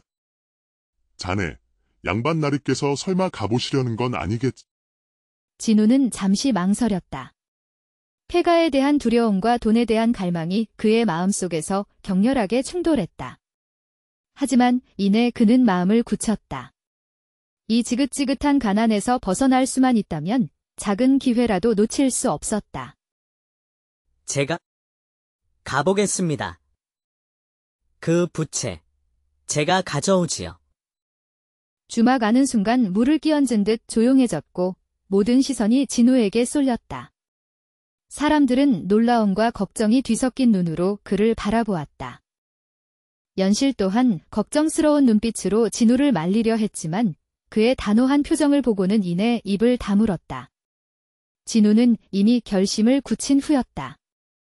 그날 해질녘, 진우는 떨리는 마음을 다잡고 마을 뒤편 월화라는 무당이 살았다는 폐가로 향했다. 인적이 끊긴 산길을 따라 오르자 저녁 어스름이 짙게 깔린 숲은 스산한 기운을 내뿜었다. 낯선 두려움이 엄습했지만 진우는 발걸음을 멈추지 않았다. 폐가에 가까워질수록 숲은 더욱 깊은 침묵에 잠겼고 차가운 밤바람이 그의 옷깃을 파고들었다. 드디어 폐가 앞에 도착한 진우는 숨을 죽였다. 집은 오랜 세월 비바람에 시달려 군데군데 허물어져 내리고 있었다.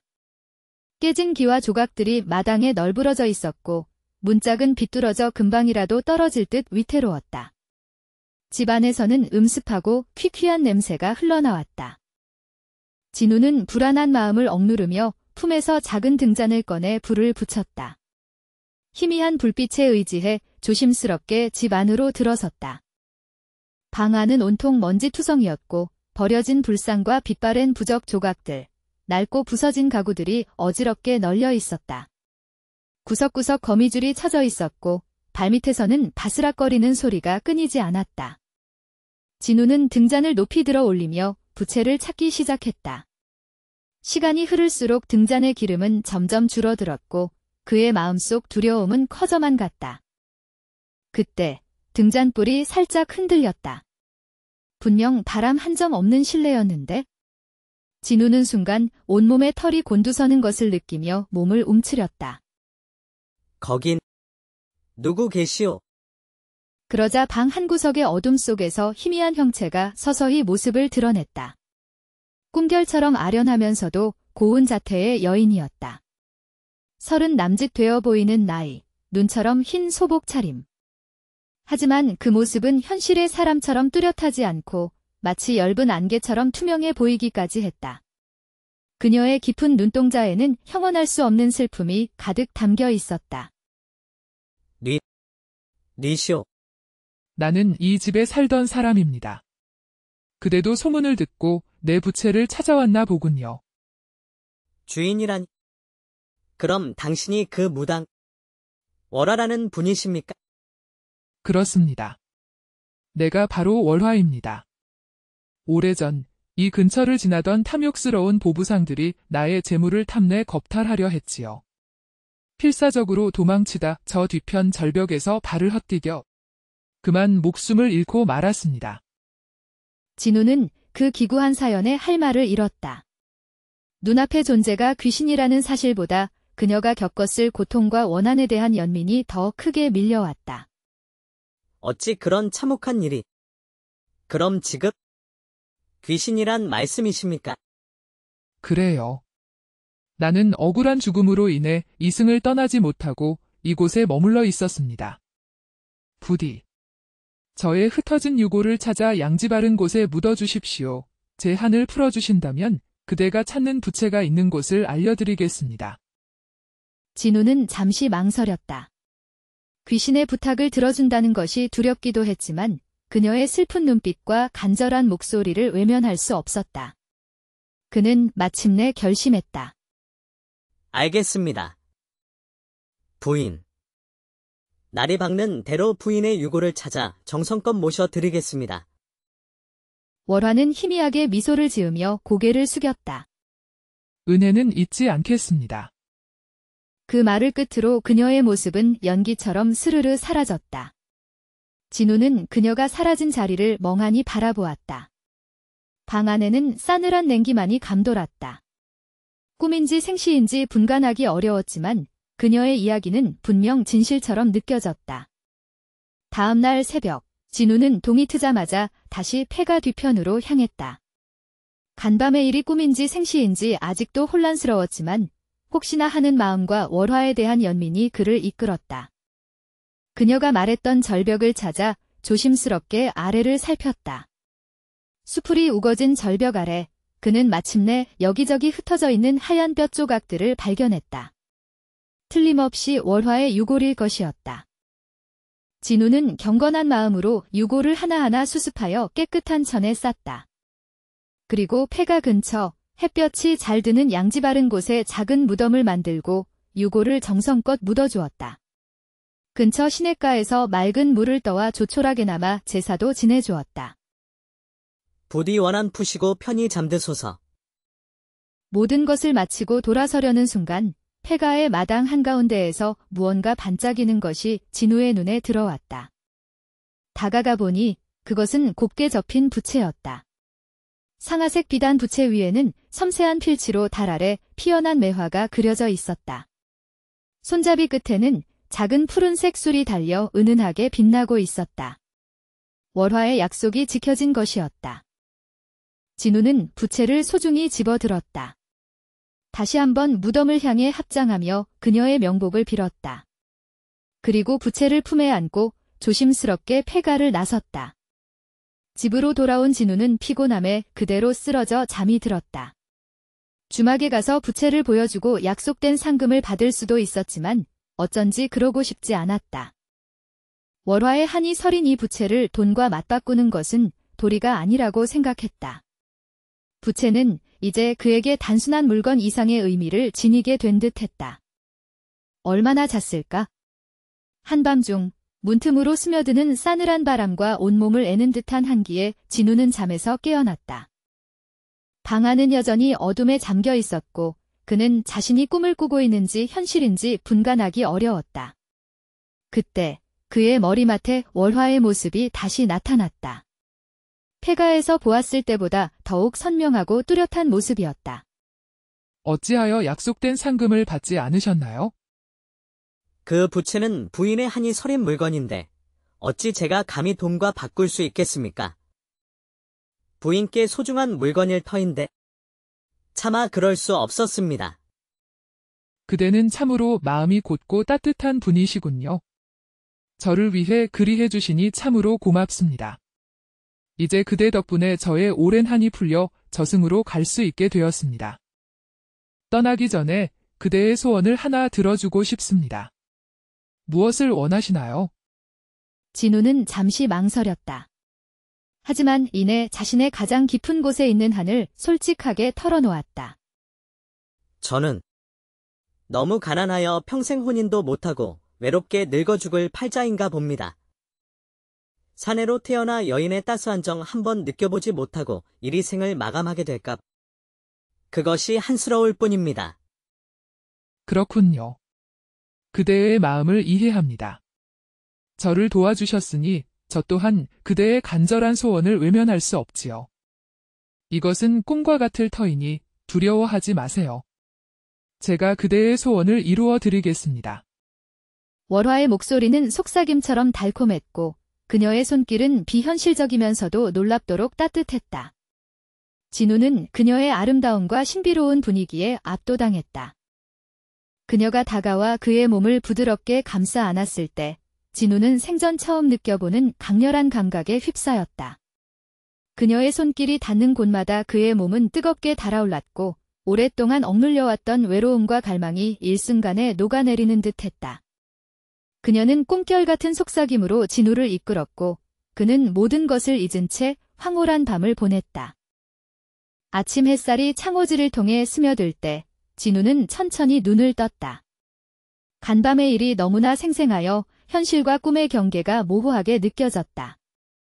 그는 몸을 일으키다 문득 자신의 몸에 일어난 이상한 변화를 감지했다. 먼저 그가 고이 간직하려 했던 월화의 부채가 감쪽같이 사라진 것을 발견했다. 부채가 어디로 갔지? 그는 방 안을 샅샅이 뒤졌지만 부채는 흔적도 없었다. 그러나 더 놀라운 일은 그의 손에서 일어났다. 자신의 손바닥을 내려다보던 진우는 순간적으로 손에서 푸르스름한 기운이 아지랑이처럼 피어올랐다가 사라지는 것을 목격했다. 이게 뭐지? 그는 믿을 수 없다는 듯 자신의 손을 몇 번이고 폈다 접었다 해보았다. 그것은 마치 월화의 신비한 기운, 그녀가 지녔던 신기가 그의 손으로 옮겨온 것처럼 느껴졌다. 진우는 간밤의 일이 단순한 꿈이 아니라 그의 몸과 영혼에 실질적인 변화를 가져왔음을 직감했다. 어렴풋이 이 손으로 사람의 속마음이나 미래를 엿볼 수 있게 된 것은 아닐까 하는 생각이 들었다. 그날 오후, 진우는 여느 때처럼 나무를 팔기 위해 연실의 주막으로 향했다. 평소와 같은 길이었지만 그의 마음은 자신의 손에 깃든 새로운 능력에 대한 혼란과 호기심으로 가득 차 있었다.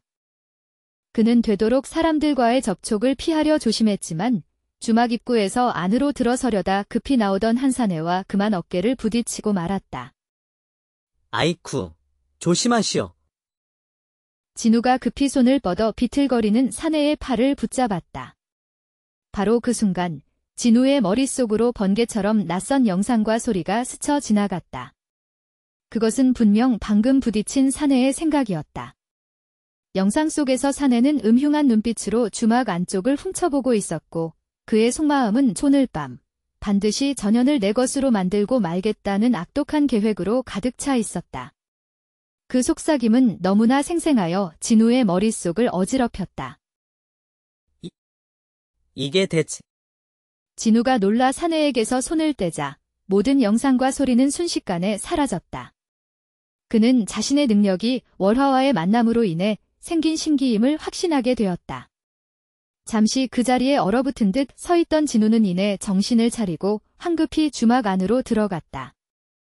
연실에게 나무 값을 받고 집으로 돌아온 진우는 가슴이 세차게 두근거렸다. 자신의 능력이 두려우면서도 동시에 그것이 지닌 엄청난 가능성을 깨달았다.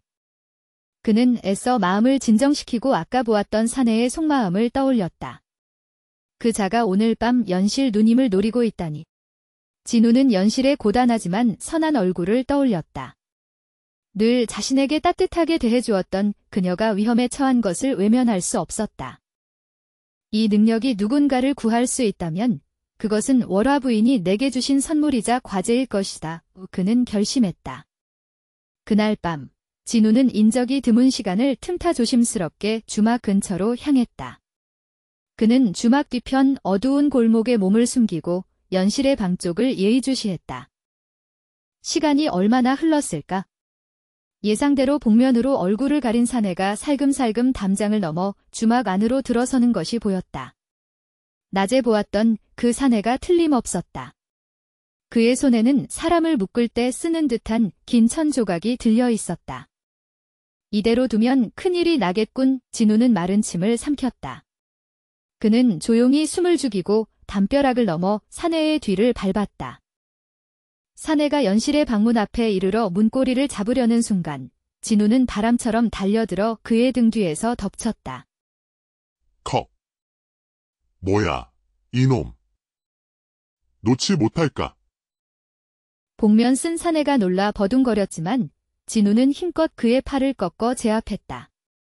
미리 준비해간 질긴 끈으로 사내의 손목과 발목을 단단히 묶었다. 사내는 욕설을 내뱉으며 저항했지만 나무꾼 일로 단련된 진우의 힘 앞에 속수무책이었다. 소란에 잠이 깬 연실이 놀라 방문을 열고 나왔다가 묶여있는 사내와 진우를 보고 상황을 파악했다.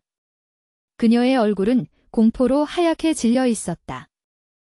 진우 총각. 이게 어찌 된 일이오? 정말 고맙소. 자네가 아니었더라면. 괜찮으십니까, 누님? 제가 할 일을 했을 뿐입니다. 그동안 누님께 신세진 것이 얼만데요.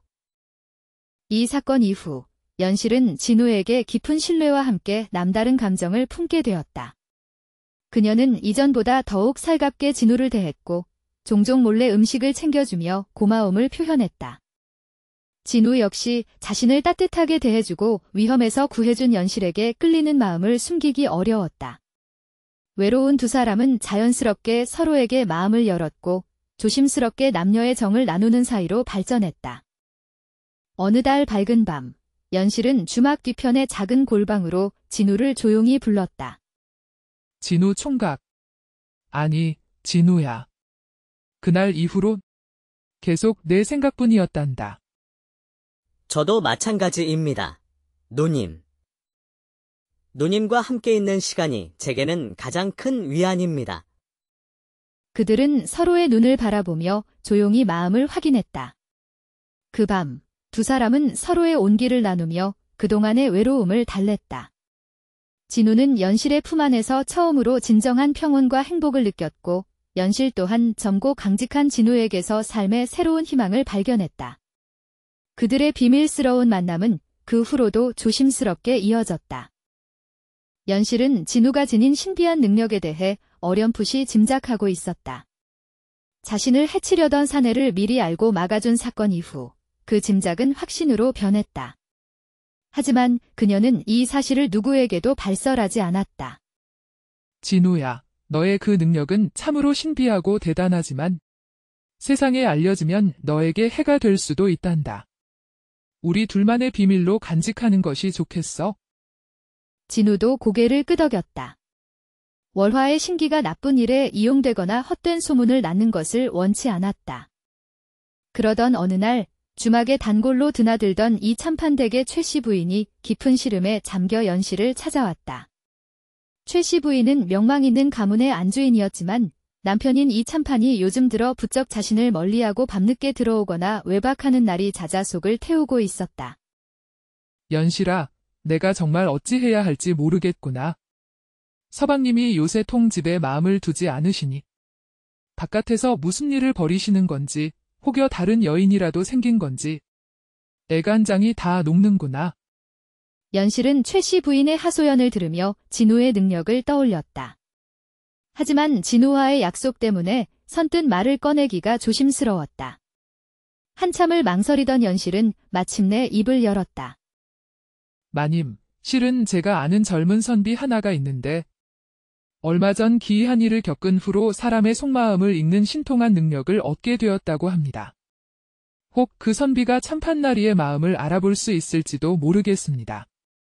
정말이냐? 그 선비가 누구인지 알려줄 수 있겠느냐? 진우라는 총각인데 본래 양반가의 자제입니다. 마님께서 직접 찾아가 간곡히 부탁해 보시는 것이 좋을 듯합니다. 다만 이 일은 극비로 하셔야 합니다. 그 총각은 자신의 능력이 알려지는 것을 극도로 꺼립니다. 알겠다, 연실아. 내가 조용히 그 선비를 찾아가 보마. 정말 고맙다. 다음 날 최씨 부인은 수소문 끝에 허름한 진우의 집을 찾아갔다. 마침 진우는 마당에서 땀 흘리며 나무를 패고 있었다. 제가 서진우라 하오만 부인께서는 어인일로 누추한 이곳까지 오셨는지. 주막의 연실이를 통해 선비님의 기이한 능력에 대해 들었습니다. 실례인 줄 알지만 염치불구하고 도움을 청하러 왔습니다. 부디 제 남편의 속마음을 알아봐 주실 수 있겠는지요? 진우는 그녀의 간절한 눈빛과 절박한 사연을 외면할 수 없었다. 비록 자신의 비밀을 지키고 싶었지만 연실이 소개해준 사람이기도 했고 딱한 처지에 놓인 부인을 돕고 싶은 마음이 들었다. 알겠습니다. 부인. 제가 참판 어른을 한번 만나 뵙도록 하겠습니다. 그날 저녁 최씨 부인의 주선으로 진우는 이 참판의 사랑채에서 그를 독대하게 되었다. 최씨 부인은 진우를 먼 친척 조카뻘 되는 사람으로 잠시 신세를 지러 온 김에 참판에게 인사드리러 왔다고 둘러댔다. 진우는 최대한 공손한 태도로 참판에게 인사를 올리고 자연스럽게 안부를 묻는 척하며 그의 손을 슬쩍 잡았다. 바로 그 순간 진우의 손에서 푸른 기운이 희미하게 스치며 이 참판의 복잡한 속마음과 최근 행적들이 파노라마처럼 그의 머릿속에 펼쳐졌다. 기룩. 소월이라는 기생에게 완전히 빠져 있군. 가산을 탕진하면서까지 그녀에게 빠져 헤어나오지 못하고 있어 진우는 눈을 감고 참판이 소월이라는 아름다운 기생과 함께 미래를 즐기는 장면, 그녀의 교태에 넘어가 논밭 문서를 넘기는 장면 등을 똑똑히 보았다. 대감마님, 송구하오나. 홍 요즘 기루에 자주 출입하십니까? 자네? 지금 무슨 말을 하는 건가? 어디서 그런 무례한... 제가 보기에 대감께서는 소월이라는 기생에게 깊이 빠져 이용당하고 계신 듯합니다. 그녀에게 이미 많은 재산을 내어주신 것으로 보입니다. 처음 보는 젊은 선비에게 정곡을 찔리자 이참판은 더 이상 변명할 말을 찾지 못했다. 그는 잠시 침묵하다가 고개를 떨구며 힘없이 말했다. 자네 말이 맞네? 내가 어리석었어.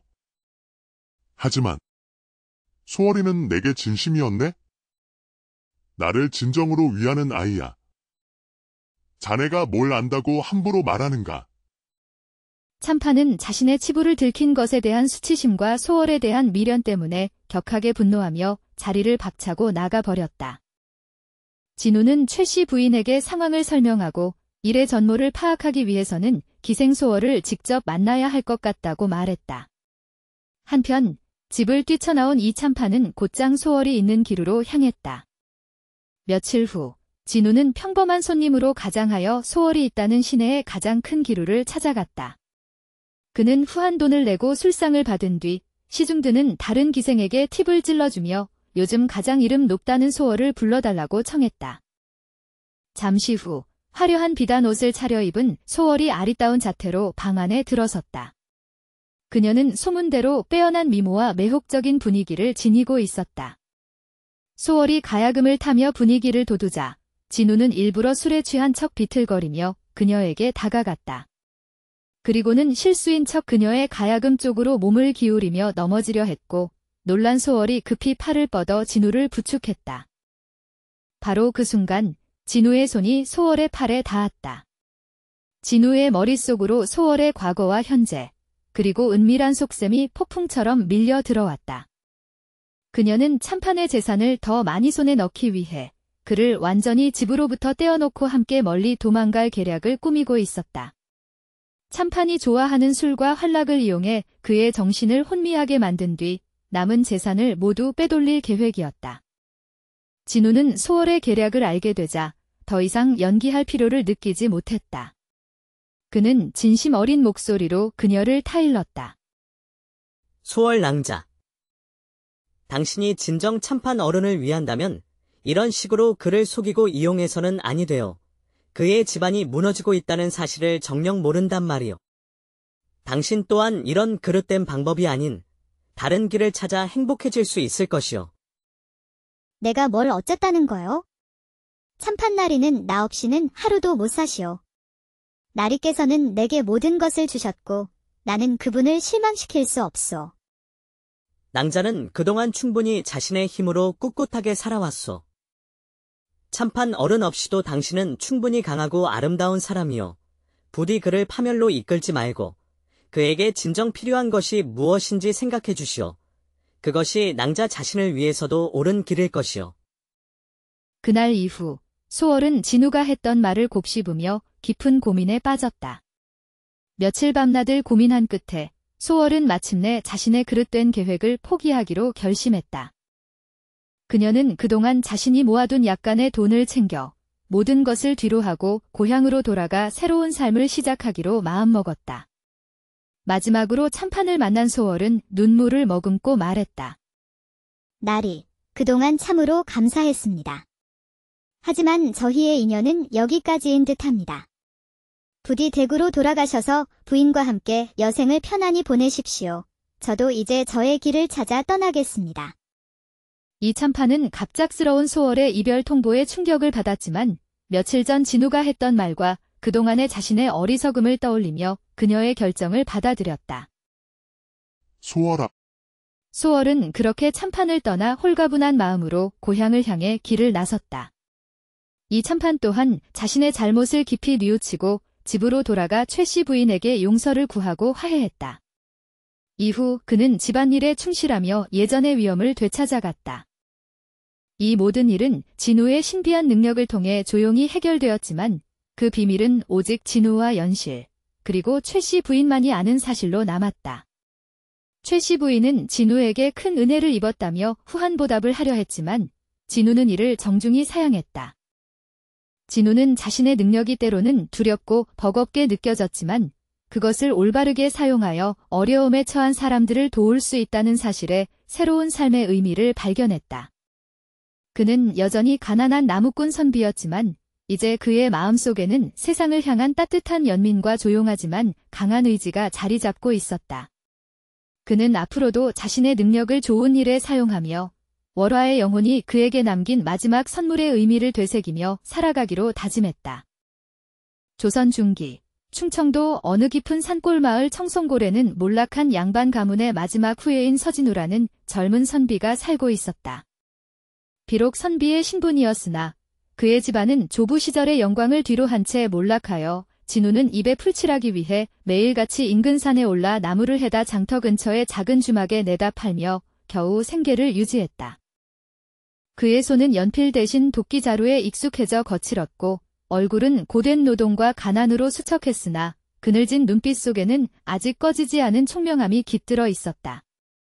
진우는 20해를 훌쩍 넘겼지만 집안 형편 때문에 혼인은 꿈도 꾸지 못하는 처지였다. 고독과 가난 속에서 그의 청춘은 조용히 쓰러져 가는 듯 했다. 여느 때처럼 진우는 등에 진 나무지게를 주막 한편에 내려놓고 주막 주인인 연실에게 값을 치르러 다가갔다. 연실은 30 중반쯤 되어 보이는 과부로 억척스럽게 홀로 주막을 꾸려나가는 여인이었다. 그녀의 눈빛에는 삶의 고단함이 서려 있었지만 진우를 대하는 태도에는 늘 따스함이 묻어났다. 그날따라 주막 안은 유난히 시끌벅적했다. 낮부터 거나하게 취한 사내들이 목소리를 높여 떠들고 있었다. 들었는가? 마을 뒤 성황당 넘어 오래된 폐가 말일세. 얼마 전부터 밤마다 이상한 곡소리가 들리고 푸른 불빛이 어른거린다지 뭔가. 그 집이라면 수십 년 전 곡기로 소문난 오라라는 무당이 살던 곳 아닌가. 억울하게 죽었다는 소문이 파다했지? 더 기가 막힌 건 그 무당이 쓰던 부채가 아직 그 집에 남아있는데 누구든 그 부채를 가져오는 이에게는 큰 상금을 주겠다는 내기까지 걸렸다더군. 배포 큰 부자 영감이 장난삼아건 돈이라는데 자그마치 쌀 10섬은 좋게 살 수 있는 거금이라지. 에이, 술 취한 놈들 헛소리 마시오. 귀신이 무서워 누가 거길 간단 말이오. 하지만 그만한 돈이면. 진우는 자신도 모르게 그들의 대화에 귀를 기울였다. 쌀 10섬 값. 그에게는 평생 만져볼 수 없을지도 모르는 거금이었다. 가난으로 인해 하루 세 끼는커녕 끼니를 거르기 일수인 그에게 그 돈의 유혹은 뿌리치기 힘들었다. 정말 아무도 그 폐가에 가보지 못했단 말입니까? 사내들은 갑작스러운 진우의 질문에 잠시 그를 쳐다보더니 이내 비웃으며 대답했다. 귀신이 나온다는데 어느 미친놈이 가겠나? 자네, 양반 나리께서 설마 가보시려는 건 아니겠지? 진우는 잠시 망설였다. 폐가에 대한 두려움과 돈에 대한 갈망이 그의 마음속에서 격렬하게 충돌했다. 하지만 이내 그는 마음을 굳혔다. 이 지긋지긋한 가난에서 벗어날 수만 있다면 작은 기회라도 놓칠 수 없었다. 제가 가보겠습니다. 그 부채, 제가 가져오지요. 주막 안은 순간 물을 끼얹은 듯 조용해졌고 모든 시선이 진우에게 쏠렸다.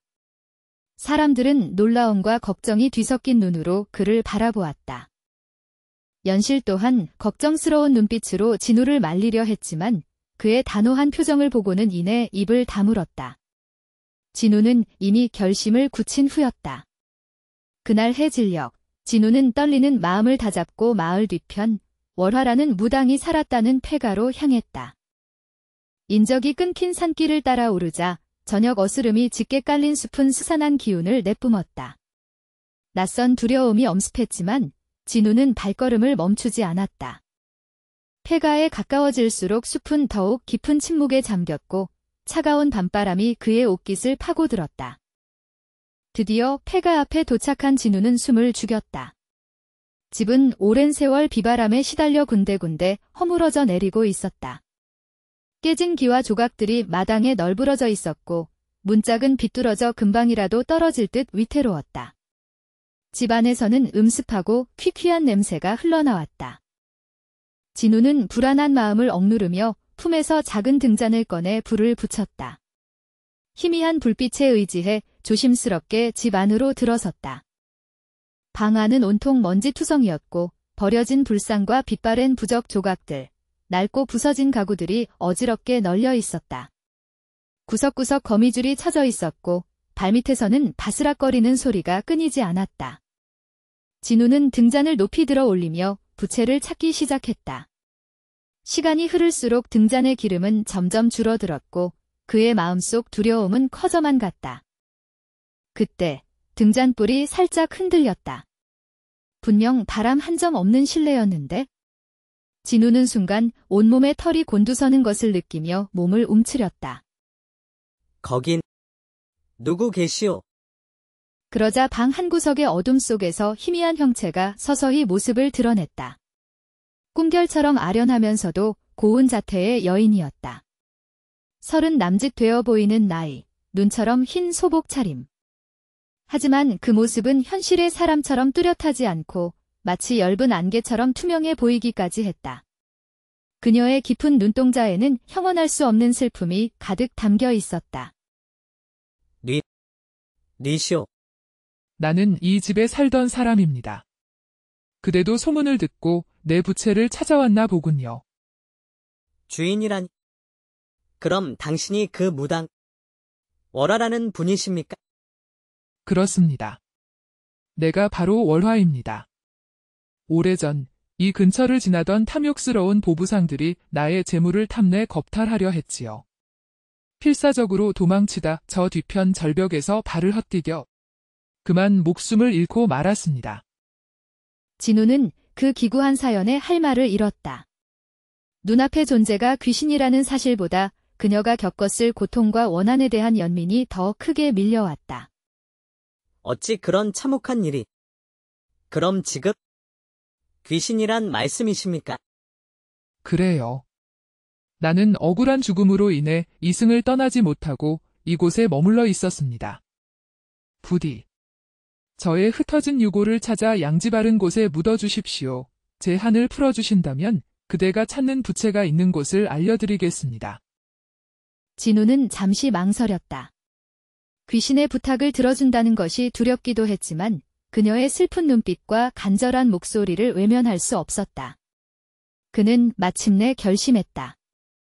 알겠습니다. 부인. 날이 밝는 대로 부인의 유골을 찾아 정성껏 모셔드리겠습니다. 월화는 희미하게 미소를 지으며 고개를 숙였다. 은혜는 잊지 않겠습니다. 그 말을 끝으로 그녀의 모습은 연기처럼 스르르 사라졌다. 진우는 그녀가 사라진 자리를 멍하니 바라보았다. 방 안에는 싸늘한 냉기만이 감돌았다. 꿈인지 생시인지 분간하기 어려웠지만 그녀의 이야기는 분명 진실처럼 느껴졌다. 다음 날 새벽, 진우는 동이 트자마자 다시 폐가 뒤편으로 향했다. 간밤의 일이 꿈인지 생시인지 아직도 혼란스러웠지만 혹시나 하는 마음과 월화에 대한 연민이 그를 이끌었다.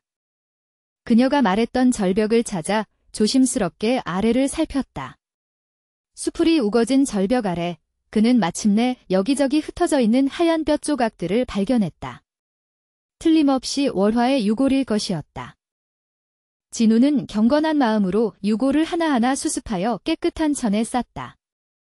그리고 폐가 근처 햇볕이 잘 드는 양지 바른 곳에 작은 무덤을 만들고 유골을 정성껏 묻어주었다. 근처 시냇가에서 맑은 물을 떠와 조촐하게나마 제사도 지내주었다. 부디 원한 푸시고 편히 잠드소서. 모든 것을 마치고 돌아서려는 순간 폐가의 마당 한가운데에서 무언가 반짝이는 것이 진우의 눈에 들어왔다. 다가가 보니 그것은 곱게 접힌 부채였다.